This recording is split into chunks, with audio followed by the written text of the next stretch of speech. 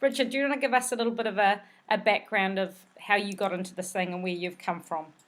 Sure, I will. I'll give you a little background. So it started for me about 3.5 years ago, more or less. I kind of wanted to get involved with a hackerspace or kind of learn about this stuff here in Wellington, and I kind of realized that the only hackerspace that was here was quite closed and not really accessible, unintentionally for them. And so I kind of set about setting up my own because I wanted to meet people who wanted to work on projects together. I really like this kind of collaborative aspect of the maker movement. And so I set up a thing called the Wellington Maker.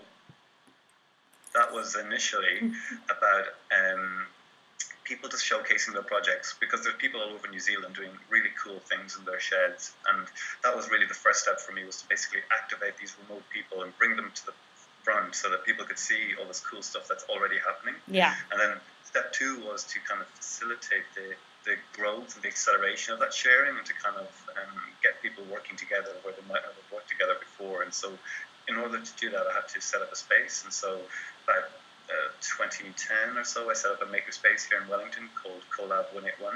And that started out as just a little shed, and then we kind of grew to a bigger studio. Yeah. And that ended up kind of at its peak, maybe with about 10 members actively going there every Wednesday. And we used to do open nights on Wednesday, so the public could just drop in and have exposure to 3D printing and other cool stuff we were working on. And kind of through that phase, I kind of realized that one of the key things that was maybe blocking the maker movement right now was cost. It was the cost to basically host an event, or the cost to have a permanent location. And so that kind of encouraged me to kind of do an investigation into maybe building a mobile makerspace, or what's the least amount I could spend on building a makerspace. And so I developed the Maker Crate, which is a makerspace in a shipping container. That was kind of maybe dual purpose. It was to have a limited cost project, so we could go to schools or council or anybody and say, for $15,000 you can have a makerspace. And if you don't feel like you're using it enough, you can share it between 3 towns in your local region. And so the idea was really to kind of bring this all down to such a level that it was accessible to everyone, because I think everybody has this innate creativity, and I think when they see the tools and kind of get used to the tools, it just kind of lights them up. And I don't think that technology is the answer, but I think fluidity with the language, familiarity with this technology does really help. So the Maker Crate is now based in Christchurch, and it is seeded a maker scene down there. They have just over 200 members in their meetup. I think they've I don't know if it's public, but I know that they're now hopefully been approved for funding. I don't want to go too far into how far that'll go, but it looks like the maker scene right down there is really going to thrive, which is fantastic. It's exactly what we'd hoped for. Yeah. And now I'm kind of focusing on other more kind of exploratory projects. So on Makers.org, the website, I've kind of got a portfolio of projects there that I'm kind of working on.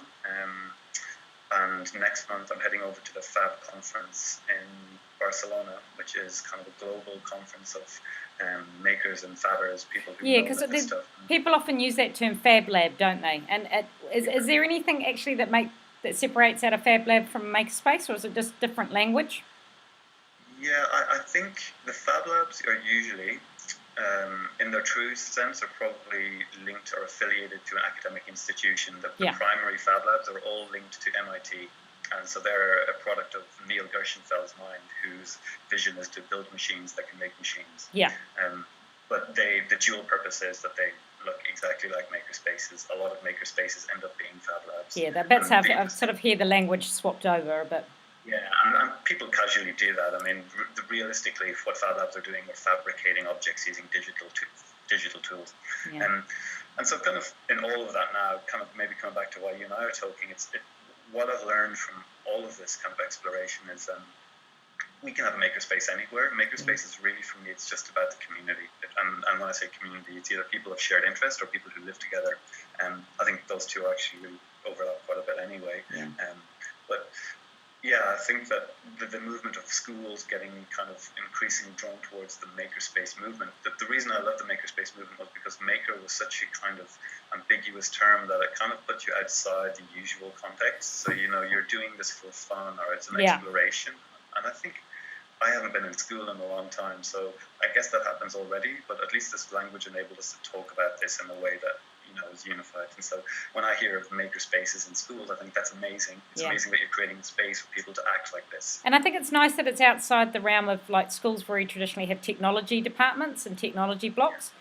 But the issue with those is it's very closed off to the rest of the school, and it's not necessarily a place where everyone in the schools feels like they can go in. And I guess for me personally, in an educational context, I like the idea of the makerspace in the way that I like the library as a place where people come together, for literal, physical, digital information. And to me, the maker space is the creative version of that. It's somewhere where everyone can come from any curriculum context and work.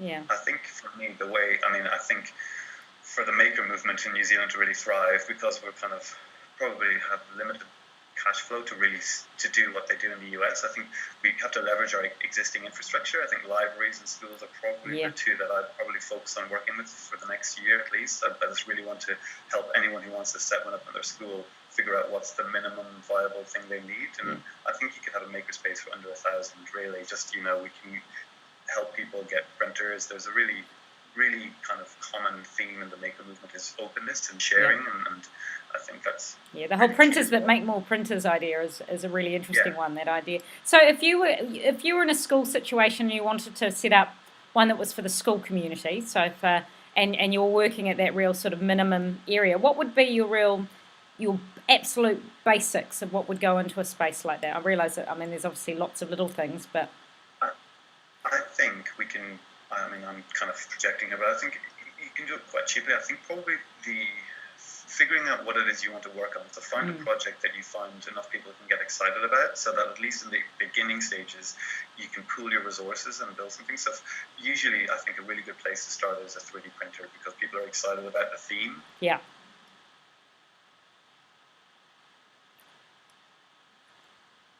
Up now, so I'm not sure if you can see me. Oh, we're back. Yeah, we're back. So I'd probably begin maybe with a 3D printer. That's probably one level, because that's a project you can work on together, you can build it, and then you end up with something that people can use that kind of seeds other projects. So it's a good starting place. Yeah. And it's nice because it actually does, I'm all about workflows. I'm all about giving people exposure to the full life cycle, so that when they come back at it, they get the place and things. And so the 3D printer, building it yourself, teaches kids electronics, it teaches the adults electronics. It also forces you to have a little bit of familiarity with even some of the most rudimentary 3D modeling tools, such as Tinkercad, which is a web-based one. So that's free as well. So you've kind of got your free software, you have your printer, and then from there, the plastic is not crazily expensive. No, and it seems to be becoming increasingly available as well. Yeah, and I think from me as well, a key one to build familiarity with 3D printers will encourage us to solve the problem of what to do with the plastic, because that's the first thing people ask is, what do we do with the plastic we're outputting? And I think that needs to be solved really quickly. And so if you can get kids using printers and asking that question now, they'll be able to solve it, because it's not rocket science, Yeah. And so back to your question about minimum makerspace, if I were asked to put a package together, I'd probably, for $1,000, I'd probably spend it on a 3D printer kit, and maybe some Arduino kind of programming, kind of little kind of tools that you can use to learn programming at a very low level. Yeah. And those can be used to drive hardware, so they can be used to control switches, so you can teach kids about automation and actually making real world events happen. It's not uncommon that we use it in software. We will use hardware to represent, the state of the software. So we have traffic lights here that show when code is broken. And so you have your 3D printer, your Arduino. I'd possibly suggest a Raspberry Pi, just because it's a really versatile computer. It's maybe $50 or $50 actually, and that also has output pins, so it means it can communicate with hardware as well.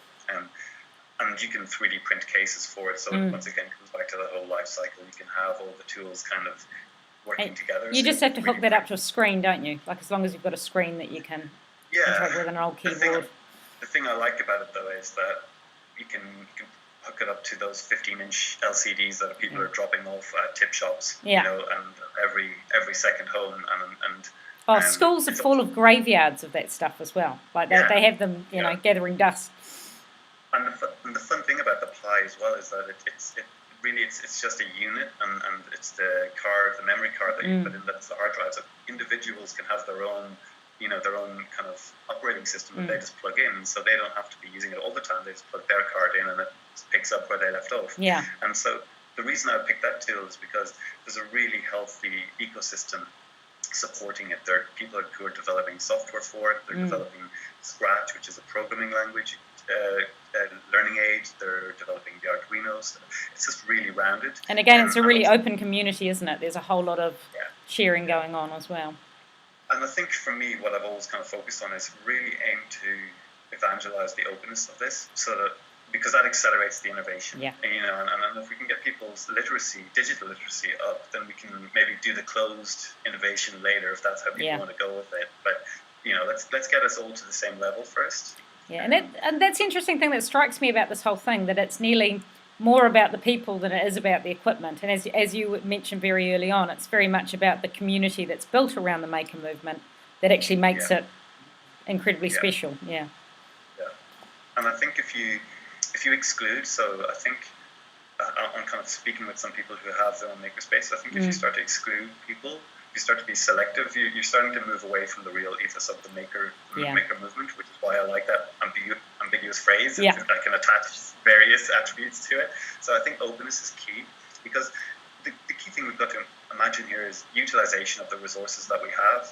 And normally we think of coal and stuff like that, but it also applies to hardware. If you have a 3D printer that's sitting idle, it's a wasted resource. And I think schools already have a lot of underutilized resources. Yeah. Maybe that's so opening the doors and making it available.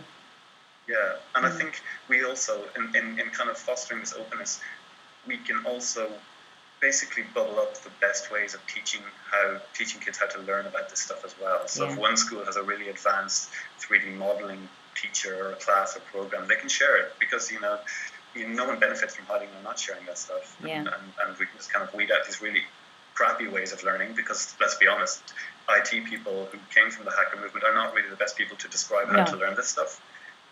Even kids, I think, would do a better job sometimes. Oh, we're already seeing that here, actually. We're getting pop-up workshops happening of not in that maker side, but with technology, particularly and around iMovie and different things that the kids are popping up and starting running workshops for each other. And it's great because they speak each other's language, so it works really well. Yeah. So if you were a teacher that was sort of new to this concept of the maker movement and new to the whole idea of maker spaces, where would you advise they start out in terms of trying to skill up?